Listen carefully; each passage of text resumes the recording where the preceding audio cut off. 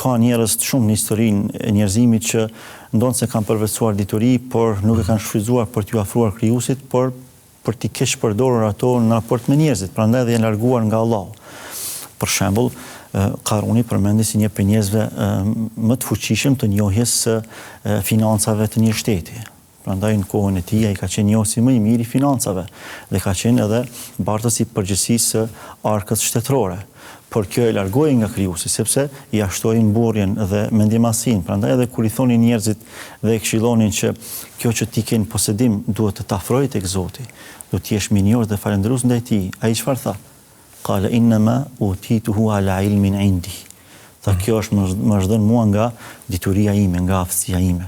Fatkeqësisht edhe sot e kësaj dite ne dëgjojmë disa njerëz që Zoti i ka sprovuar me pushtet, me autoritet, me pasuri, qoftë edhe me njohuri shkencore, të cilët çdo sukses i atribuojnë vetes tyre.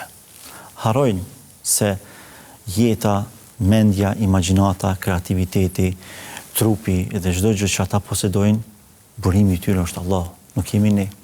Pra ne nuk jemi ata që kemi përzgjedhur të jetojmë. Ne nuk e kemi kërkuar jetën, as nuk e kemi kërkuar prejardhjen, nuk e kemi zgjedhur as mundësinë dhe aftësinë eventuale që ne i kemi. Gjitha këto janë mirësi e Allahut ndaj nesh. Prandaj me çfarë të drejtë njeriu i atribuon sukseset e arritura vetvetes tij, kur asgjë nuk është prej tij. Çdo mjet që ne e posedojmë, krijuesi i tyre është Allahu, nuk jemi ne. Prandaj dituria që të çon në arrogancë është pikërisht kjo, dituria e cila ndërtohet mbi mosmirënjohje, mbi përbuzje. Dituria e cila edhe pse e kupton të vërtetën e mohon atë. Pra sa më shumë që njeriu lexon, do të kuptojë detyrimisht se e vërteta është me Zotin, sepse s'ka se si tjetë ndryshe. Nga Zoti nuk mund të vijë e pavërteta, e gënjeshtra apo padrejtësia. Por fatkeqësisht praktikisht disa njerëz kanë krijuar përshtypje se nga Zoti mund vinë edhe këto gjëra. Kjo ndodh për shkak të arrogancës tyre, jo për shkak të realitetit, sepse realiteti është krejtësisht ndryshe.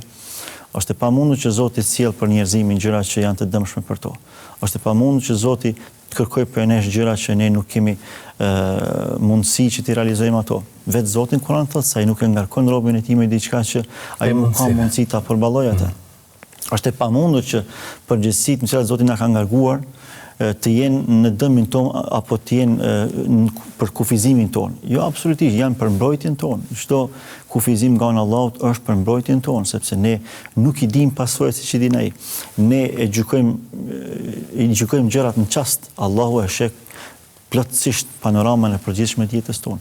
Ne gjërat i gjykojmë nga fillimi, Allahu i gjykon nga mbarimi, sepse është i gjithdijshmi absolut. Pra njeriu ka prirje që të jetë i ngutshëm në gjykim.